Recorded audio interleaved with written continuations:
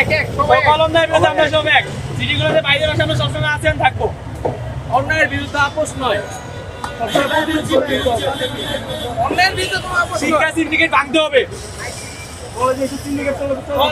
কলেজে যে পরিমাণ দুর্নীতি চলতেছে এই সিটি কলেজে ভাইদের গায়ে আঘাত করা হয়েছে আজকে অনেক ছেলেপেলে আন্দোলন করছে, মূলত কি বিষয়ে আজকে আন্দোলন চলছে?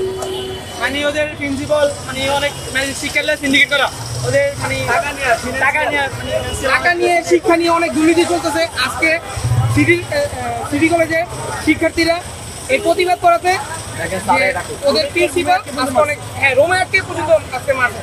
অনেক ছেলেপেলে পপুলার এখানে ভর্তি আছে এখন ভিতরে সিটি কলেজের ছেলেরা অবস্থান নিতে, আর আমরা ঢাকা কলেজ এবং আইডিয়াল কলেজ বাইরে অবস্থান। আপনারা কতজন আছেন?